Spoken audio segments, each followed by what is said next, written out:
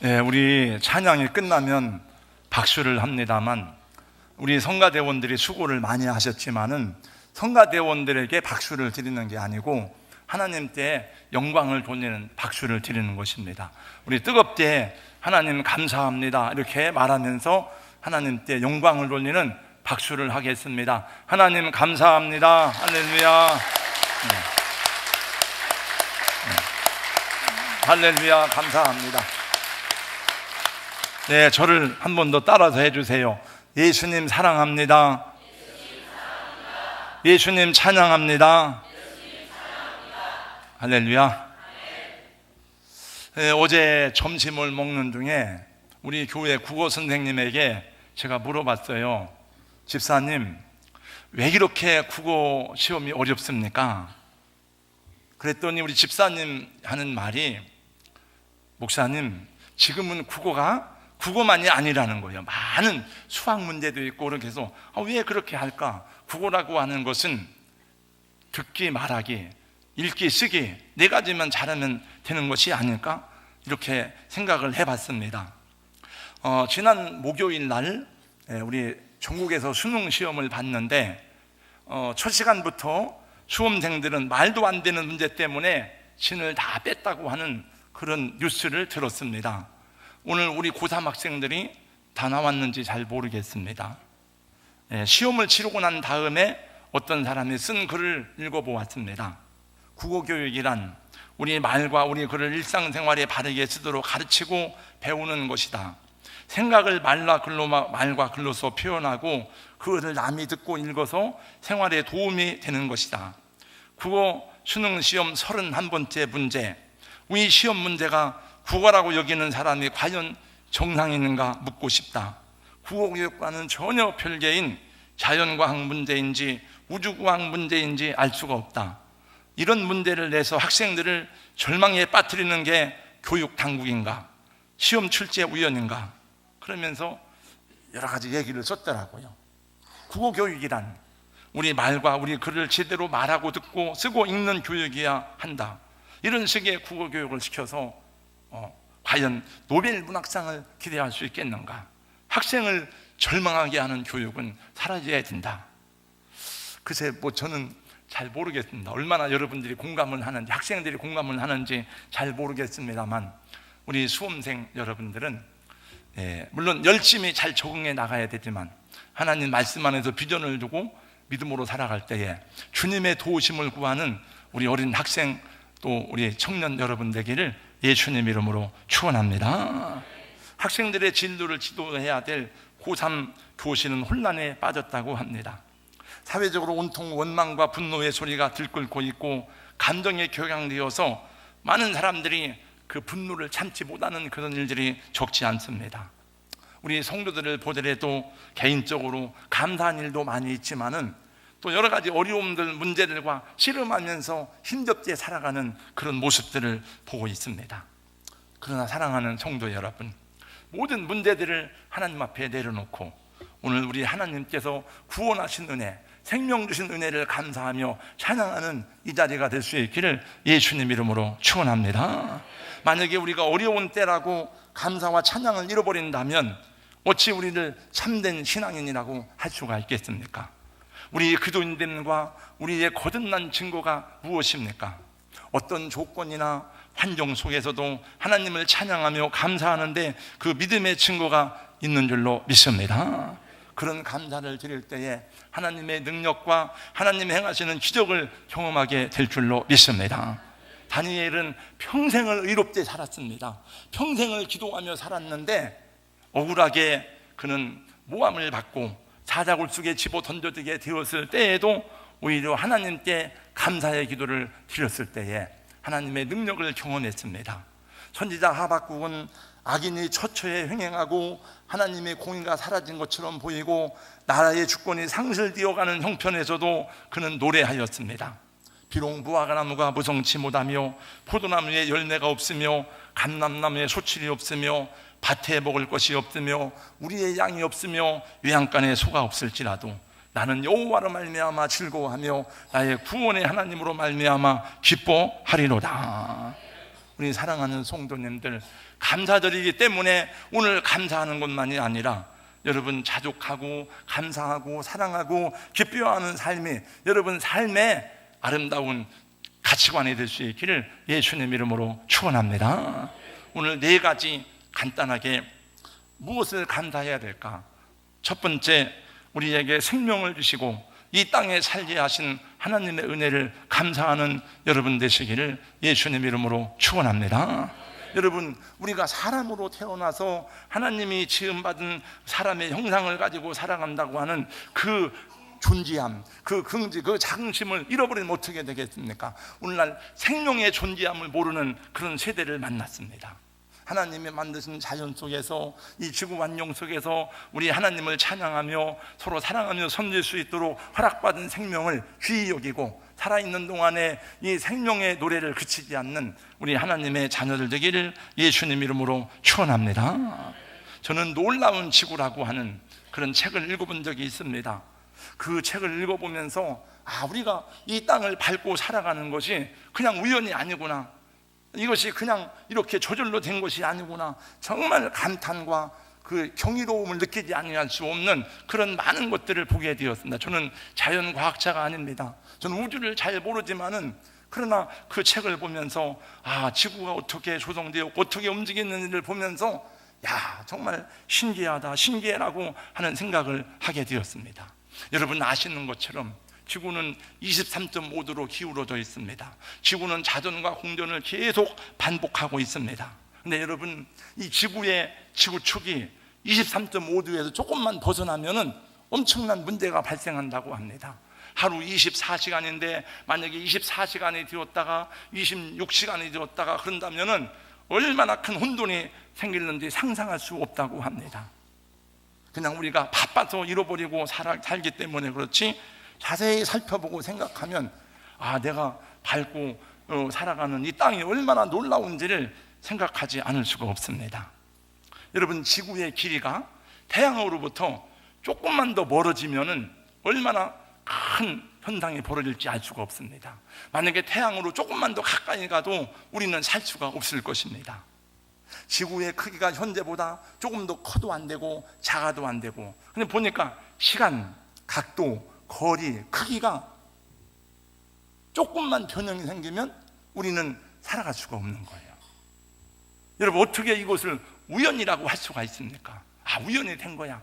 무신론자들, 진화론자들은 그걸 우연의 산물로 보는데, 여러분 만약에 그것을 우연의 산물로 본다면은 우리들의 존재 자체도 목적이 없는 인생이 되는 것입니다. 우연이 아닙니다. 성경은 곳곳에서 말씀하시기를 이 우주의 모든 삼라만상이 하나님이 오묘하고 신노막측하게 창조하셨음을 말씀하고 있습니다. 여러분, 무엇을 위해서요? 누구를 위해서? 그것은 무엇을 위해서입니까?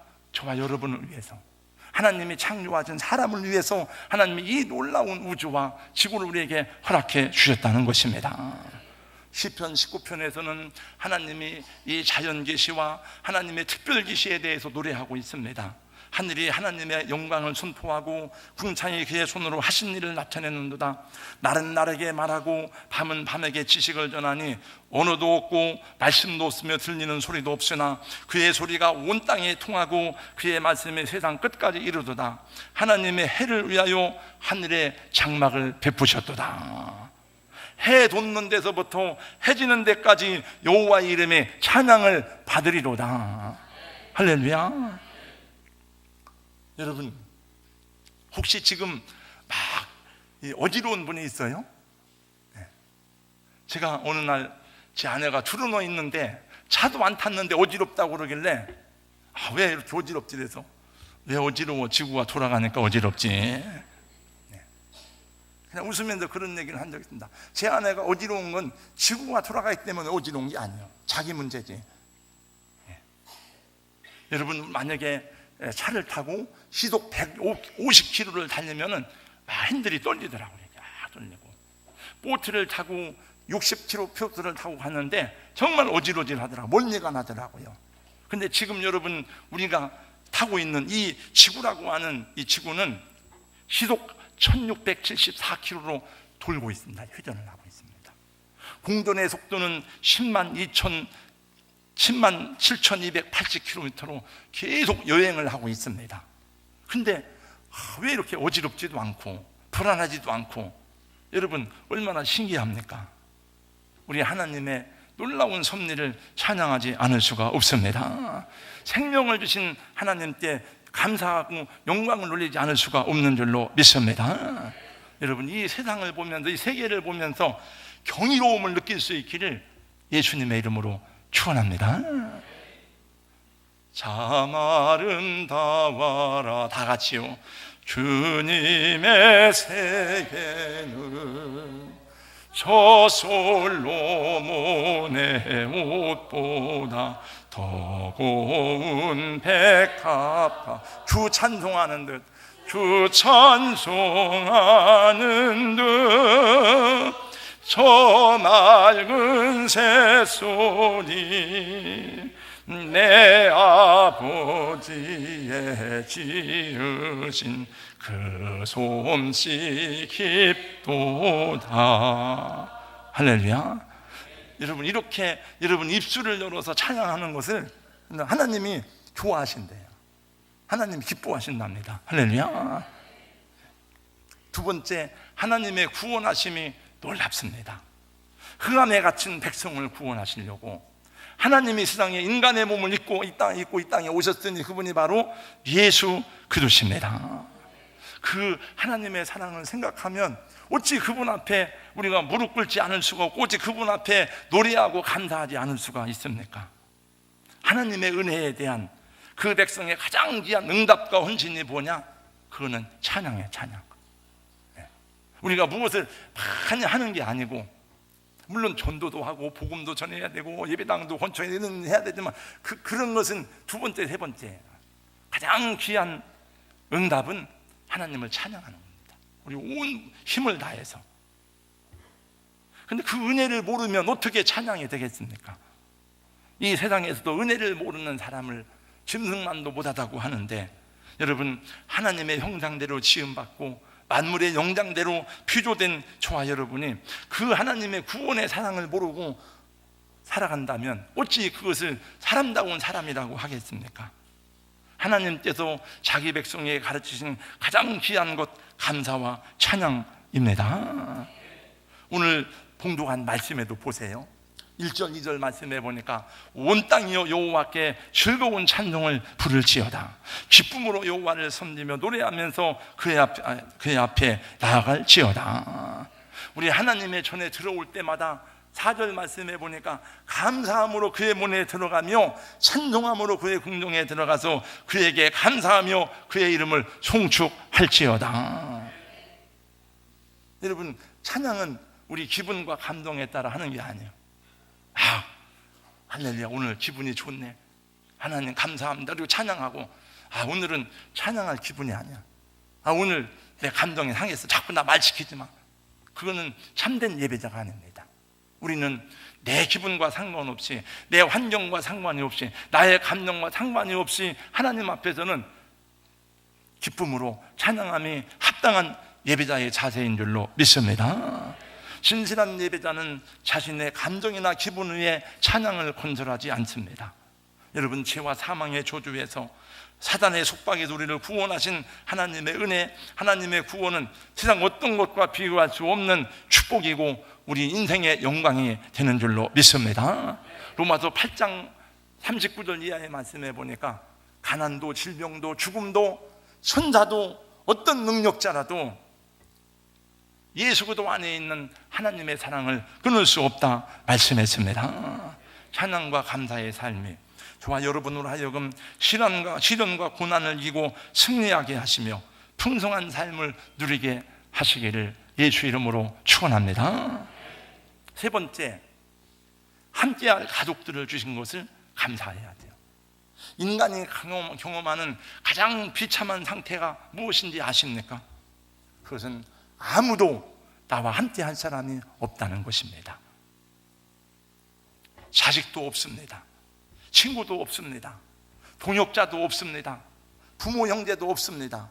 진실한 만남을 상실한 고독하고 외로운 상태를 경험해 보셨는지요? 아무도 나를 사랑하지 않고 나에 대해 말하지 않고 나에 대한 관심도 없고 내가 존재하고 있는 것 자체에도 아무런 의식을 하지 못하는 그런 느낌을 가져봤는지요. 그것이 가장 비참한 상태랍니다. 여러분, 세계 최초의 억만장자였던 하워드 휴즈는 그 많은 돈이 있었지만은 말년에 고독 속에서 비참하게 살다가 쓸쓸하게 최후를 마쳤다고 합니다. 그 많은 돈을 물려줄 사람도 없는 거예요. 사람이 사람다울 수 있는 것은 다른 사람들을 만나서 자신에게 어울리는 대화와 관심과 사랑을 주고받을 때 그런 것입니다. 여러분, 사람만 그런 것이 아닙니다. 같이 동물들도 마찬가지예요. 같이 어울려 살아가는 거예요. 동물의 세계에서도 같은 종끼리 만남이 있고 교제가 있습니다. 그리고 그 교제가 끊어지면은 개체수가 줄면서 멸종 단계에 들어가는 거예요. 여러분, 죄를 지어서 감옥에 가면 가장 무서운 벌 중에 하나가 독방에 홀로 가두어놓는 것이랍니다. 모든 사람으로부터 소외시키고 고독하게 하고 철저하게 격리시키는 것입니다. 저는 박근혜 전 대통령을 좋아하진 않습니다. 그러나 지금 그분의 모습을 볼 때 정말 마음이 참 아프더라고요. 얼마나 힘들까. 다 격리되고 고독하게 이렇게 있는 그 모습을 볼 때에 그 세상 살면서 사람들과의 만남이 단절되고 사랑하던 사람들과의 정이 다 끊어지게 되고 사람에게 소화될 때 얼마나 고독하고 비참하겠습니까? 하나님께서 그렇게 좋은 에덴 동산을 만들어 주시고 아담을 만들었지만은 아담 혼자 있는 걸 보니까 보기에 좋지 않았어요. 그래서 하나님이 하와를 만들어주고 그들 가정의 자녀들을 생산하게 하신 것입니다. 그러니 우리 부모 형제가 얼마나 감사해요. 우리 아들 딸이 얼마나 소중한지 몰라. 여기 앉아있는 여러분과 제가 서로에게 얼마나 소중한지 모릅니다. 할렐루야. 여러분들이 아무도 안 오면은 이 앞에 과일이 보세요. 야, 옳지구나. 할렐루야. 이 과일은 전부 다 내 거다. 여러분, 아무도 안 오면 과일은 다 저 혼자 먹습니다. 그리고 제가 야, 오늘 수지 맞았네, 좋아하겠습니까? 저는 얼마나 슬프고 고독하고 소외된 사람이겠습니까? 여러분, 한 사람 한 사람에게 감사할 수 있기를 주의 이름으로 축원합니다. 세 번째, 오늘까지 인도하신 하나님의 은혜를 감사하시기 바랍니다. 에벤네셀이요. 여러분이 괴로운 중에도 즐거운 중에도 아픔 중에도 또 기쁜 중에도 어떤 삶을 살았든지 여기 이렇게 하나님을 예배하고 있다고 하는 그것을 기뻐하며 감사하는 여러분 되시기를 주의 이름으로 축복합니다. 마지막 네 번째, 앞으로 인도할 것을 믿고 하나님께 감사하시기를 주의 이름으로 축원합니다. 5절 말씀을 다 같이 읽어보겠습니다. 다 같이요, 시작. 여호와는 선하시니 그의 인자하심이 영원하고 그의 성실하심이 대대에 이르리로다. 우리 아까 찬양했잖아요. 우리에게 향하신 여호와의 인자하심이 영원하리로다. 어떻게 성실하다는 말은 아랫사람 위에 대해서 쓰는 말이지, 어떻게 하나님이 우리에 대해서 성실하심이 대대에 이르리로다. 그걸 할 때마다, 읽을 때마다 마음이 황송해. 감사해요. 앞으로 남은 생에도 하나님이 여러분을 인도하실 줄로 믿습니다. 치열한 삶을 행복으로 안내하는 한국의 탈무드 차동엽 신부의 무지개 원리라는 책이 있습니다. 7가지 원리 중에 중요한 거, 당신의 말, 당신의 언어를 다스리다, 그 챕터가 있어요. 하루 3,000번 감사하라고 말해요. 차동엽 신부는 당신의 행복한 삶의 원리, 감사 3,000번 하라는 거예요. 50만 부 이상이 판매된 전광 목사의 평생 감사라는 책에 보면 종은 칠 때의 소리가 나고 장작은 타오를 때 부린 것처럼 믿음은 감사할 때 믿음입니다. 이 책을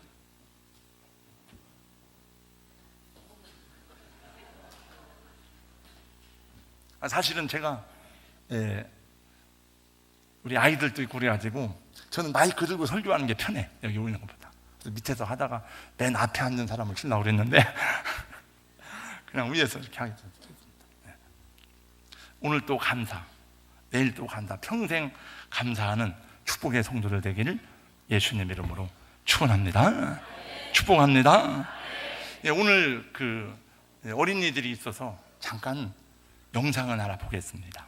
저는 요즘에 목회자들만 저도 은혜를 받아야 돼요.